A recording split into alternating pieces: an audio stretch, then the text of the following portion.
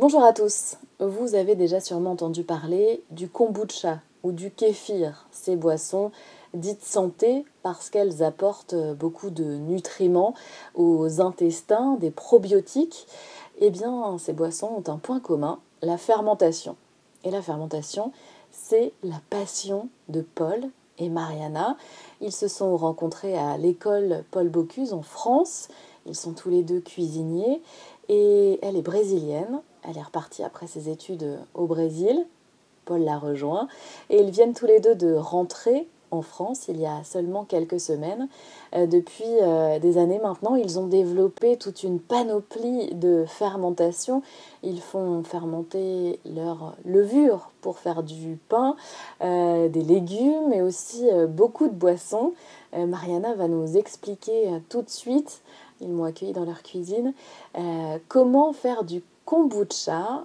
C'est de l'eau qui a fermenté avec du sucre et du thé. Et puis une sorte de pellicule comme un champignon, une bactérie. D'ailleurs, ils parlent de leur bactérie comme un petit peu de leur bébé. Donc voilà, on va tout de suite dans leur cuisine et Mariana nous explique tout ça.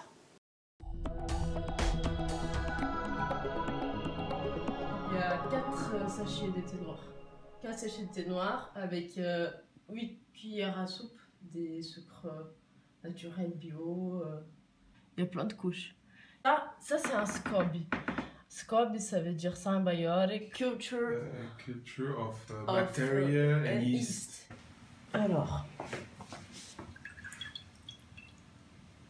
prends un verre, s'il te plaît. Alors, c'est très drôle. Ça, c'est la mère. Elle était dans un pot carré. Elle est carrée. Elle est carrée. Et là, c'est les enfants qu'elle a fait ici. Donc, ils sont... Et c'était là. Oui, puis boule. Oui. Qui monte. Il y a un tout petit peu de gaz.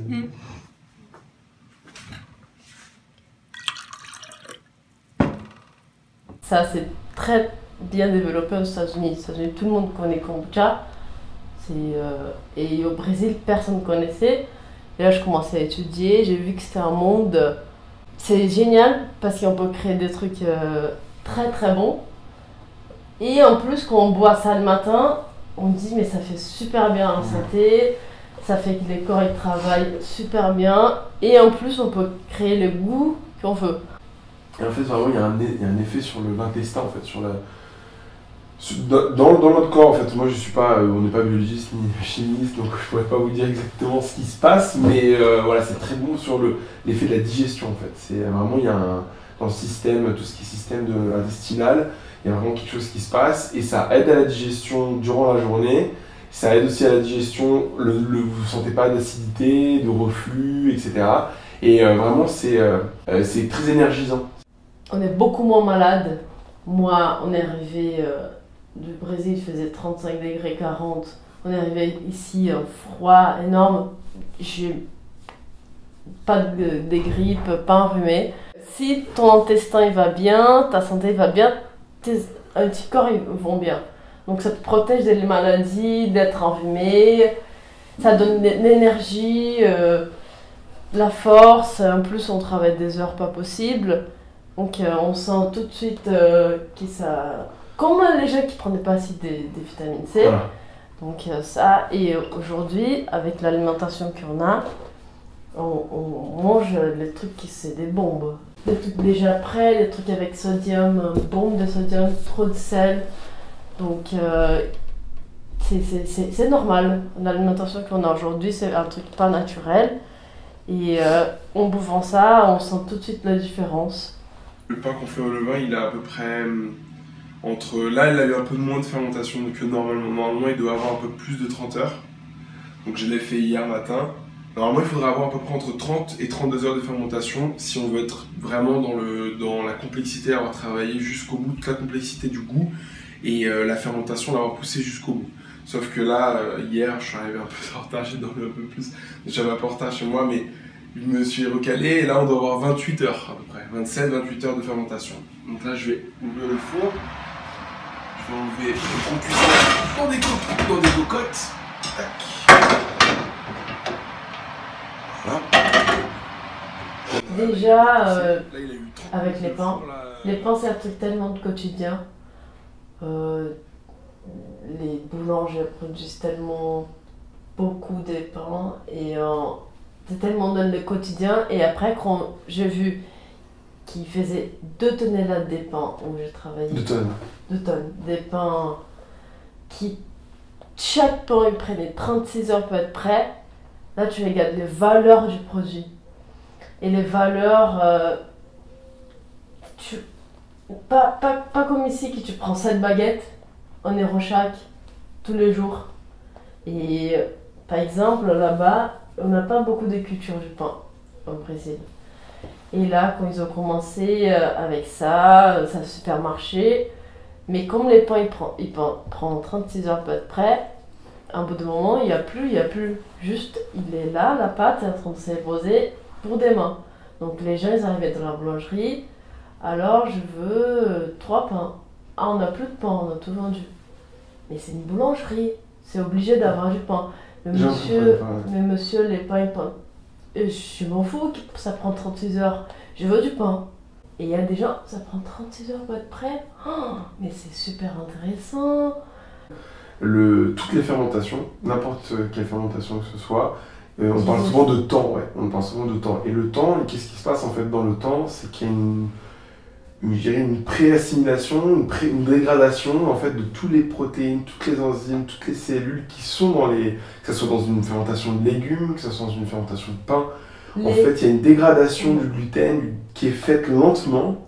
Donc en fait, c'est ce que le corps fait par exemple avec une baguette traditionnelle ou industrielle. Ce qui se passe, c'est que comme Mariana disait, dans les boulangeries industrielles ou ce que vous voyez dans les rues, boulangeries artisanales, etc., ils ont souvent des mélanges de farine avec des conservateurs dedans et avec du levain en poudre dedans ou du ferment biologique. Ils ont juste à mettre de l'eau.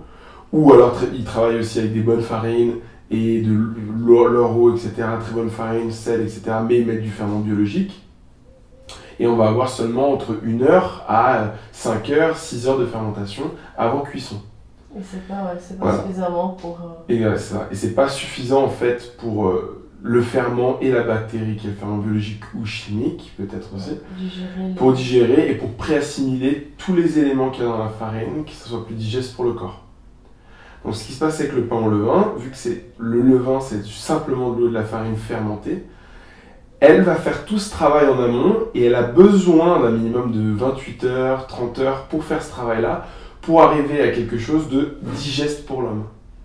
Donc les personnes qui sont intolérantes au gluten, aujourd'hui, il y a des gens qui ont des allergies, ça existe aussi, c'est de l'allergie. Maladie. Ouais. C'est vraiment une maladie, ça c'est le blé, c'est l'allergie au blé, pas au gluten. Les personnes qui sont intolérantes au gluten, c'est des personnes qui, leur corps en fait, se sont trop, a un surplus de baguettes industrielles, si je puis dire. C'est-à-dire un surplus en fait, leur corps n'arrive plus à assimiler tout le gluten, tout ce qui se trouve dans la farine, qui n'a pas été pré-assimilé en amont par le ferment. Donc, on parle de pain, toutes les baguettes tradition qui sont fermentées en 1 heure, 1 heure et demie, puis cuites, où il n'y a pas vraiment de travail en fait du ferment sur les protéines, sur ce qu'il y a dans la farine et sur le gluten finalement. Les 30 heures que vous allez avoir en amont, ça pourrait être les 30 heures que vous allez avoir dans votre ventre si vous avez mangé une baguette tradition avec du ferment biologique en fait. Et sauf que votre corps n'est pas du tout fait pour assimiler autant de blé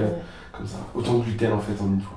Mais là, le pain qu'on a fait ici, je veux dire, pour une personne intolérante en gluten, elle peut en manger. Parce qu'il y a vraiment tout ce travail en amont qui s'est fait sur la prédigestion du gluten. Et du coup, le corps, en fait, il va le digérer beaucoup plus facilement. Et ça, vous le sentez, c'est impressionnant. Nous, on mangeait, quand on se faisait des brunchs le matin, le dimanche pour le week-end, elle ramenait des miches de pain de 900-800 grammes. On mangeait presque la miche en entier, tous les deux, quoi. En bon brunch. Une miche de 800 grammes, quoi. À deux. Et vous n'êtes pas du tout gonflé, vous n'êtes pas du tout... C'est impressionnant. Et après, on partait en vélo. Et après, on partait à la plage en vélo. Moi, ce que j'ai vu en Amérique latine, quand on était au Brésil, c'est vraiment, ils ont vraiment tous ces trucs de fermentation, le levain, le pain, la kombucha et tout ça. C'est pas encore arrivé vraiment au niveau du marché jusqu'à se transformer quelque chose de super ultra marketing et d'en avoir partout dans les magasins. En France, j'ai l'impression qu'on n'arrive pas à avoir le juste milieu entre ne pas être connu et personne le fait, il y a juste 2-3 personnes en France qui le font et que c'est exceptionnel, et le ultra marketing, et c'est super, waouh, c'est le truc nouveau, c'est génial. On n'arrive pas à avoir le juste milieu, ça commence à devenir super commun, tout le monde en parle, c'est super, mais voilà, on n'a pas cet aspect marketing, qu'il faut en acheter, que c'est l'achat, que c'est ceci, que c'est ça. En fait, ça, c'est la crème liquide avec 2 cuillères, 1 litre de crème liquide avec 2 cuillères de yaourt. Je le laisse à la température ambiante 3 jours, ça fermente, et après je les bats, ça va devenir la chantilly. Après la chantilly, beurre. Donc c'est du beurre fermenté. Et ça fait des grains. Et là, je bats 2 secondes. Et ça va séparer la matière grasse de liquide. Voilà. Quand on achète du beurre, on n'a pas notion qu'il faut beaucoup de lait pour faire du beurre. Donc on valorise pas les produits. Et quand on commence à faire les produits nous-mêmes, regarde, c'est une quantité très peu de beurre. Et là, il y a beaucoup de yaourt et beaucoup de crème. Et ça fait que ça de beurre.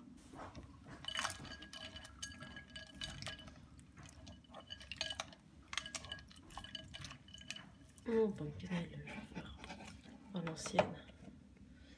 Non?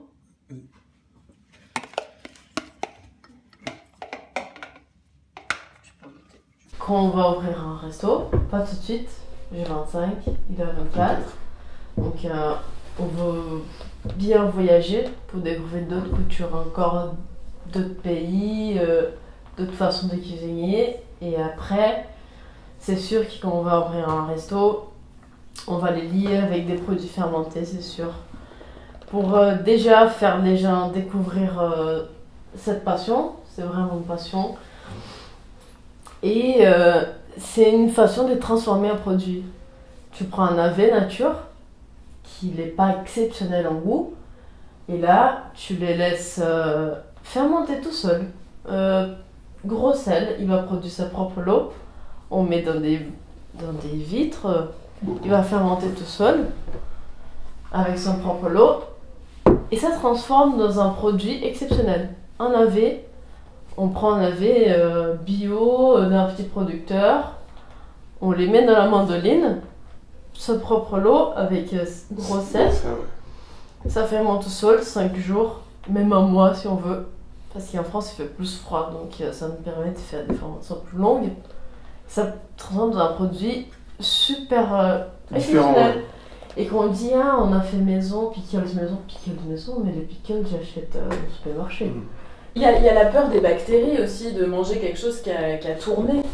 Ouais, alors ça ils en parlent beaucoup aussi. Mais de toute façon, son Dorcat, c'est vraiment. Enfin, nous, on s'est beaucoup appuyé en fait sur ce qu'il dit parce que c'est un peu pour les gens qui aiment la fermentation, c'est un peu le gourou. Il a créé la Bible en fait de la fermentation.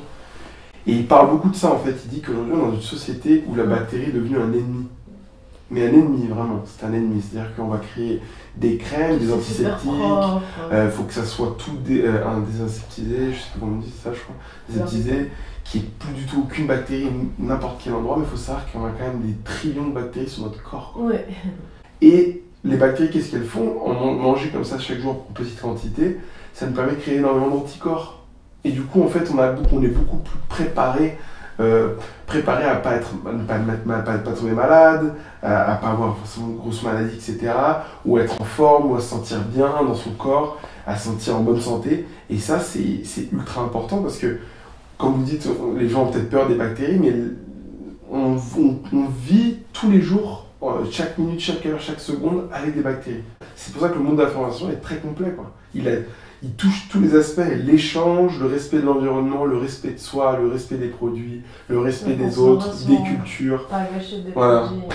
Parce que aussi, comme disait Mariana, prendre un navet, par exemple, si vous avez, je sais pas, moi je vois beaucoup dans un restaurant où vous commandez je sais pas, 5 kilos de barquette, 5 kilos de navet par exemple, vous allez en passer que 3. Et après, vous l'utilisez pour un plat et vous allez un peu pas l'utiliser, le laisser tomber, etc. Avant même qu'il passe le stade de pourrir, là vous le mettez au sel. Ça vous prend peut-être 10 minutes parce qu'il faut un taillage, il faut le mettre au sel, il faut le mettre en boîte. Mais ces 10 minutes, c'est quoi? C'est 2 kilos de navet sauvés et c'est de l'argent derrière, si je puis dire. Aussi parce que vous allez le vendre après à vos clients, Mais du coup, j'ai jamais vu, vous faites du navet fermenté maintenant, c'est quoi ça? Tac, tac, tac, ça va créer aussi une curiosité pour des clients, et c'est bon pour la santé. Donc c'est vraiment, je veux dire, c'est tout gagnant, c'est 100% gagnant en fait. C'est un peu le futur, quoi. Moi j'y crois à fond, mais c'est un peu, je pense que c'est un peu l'avenir, quoi. Il faut qu'on retrouve un peu, on retourne vraiment dans le roots, quoi. On retourne sur des choses qu'on faisait des siècles avant de conservation. Là, la bactérie, le levain, elle consomme le gluten, c'est pour ça que c'est plus digeste. Là, en parlant du beurre, la bactérie, elle digeste le lactose. Donc, pour les gens qui ont un problème de lactose, c'est bon de manger des produits comme ça. Et là, ils consomment les sucres. Voilà. Parce que pour alimenter, c'est thé noir et sucre. Mais si on goûte sa nature, il n'y a plus de goût de sucre. C'est parce qu'il a tout mangé le sucre. Le navet rose classique, navet en Brésil, ils appellent ça navet français. Je t'avais dit en plus. Navet français. Navet français, le navet rose classique, qui a un goût que moi j'aime bien, qui est très particulier, qui est très navet, donc qui est vraiment le navet fort. Et celui-là qui est un peu plus doux, c'est le navet boule d'or. Donc là, il est plus du tout jaune. Ça, c'est du radis noir façon kimchi. Donc c'est le kimchi, voilà, coréen. Donc là, voilà, le levain aussi ici. Le levain, donc 256 ans, avec lequel on a fait ce pain-là. Tac, là, vous avez à côté. Et donc le beurre. Et je vais vous ramener les boissons. Vraiment, tout ce qui est fermentation, que ce soit boisson ou légumes ou pain, etc., c'est des choses normalement qui sont. Ça ne devrait même pas être vendu en fait. Ça devrait être simplement appris, ça devrait être partagé, ça devrait être vraiment. En fait, ce sont des choses qui déjà, ça fait des années, des siècles que ça existe. Donc, c'est pas quelque chose qu'on a créé au XXIe siècle. C'est des choses qui ont toujours existé en fait, mais qu'on a redécouvert peu à peu. Et là, surtout en Amérique latine, là, surtout au Brésil, mais surtout, je pense que c'est vraiment le continent américain et plus particulièrement les États-Unis, c'est reparti. Ça a repris vraiment de la force, tout ce qui est fermentation. Et je pense qu'il faut vraiment garder à l'esprit que c'est quelque chose qui se partage en fait. C'est pas quelque chose qui. Ça peut se vendre, oui, c'est une consommation, c'est quelque chose qui peut se vendre, mais il faut pas que ça parte vraiment dans la vente et que ça soit purement marketing et voilà, c'est bon pour votre santé. Et alors que donc ça, quand ça arrive à ce moment-là du marketing, de c'est bon pour votre santé, ça va vous faire du bien et on vend, que ça perde un peu son sens et que ça perde un peu le premier sens et l'esprit qui est peut-être que ça va être ça va commencer à être industrialisé, ça va peut-être sous-traiter ces boissons fermentées.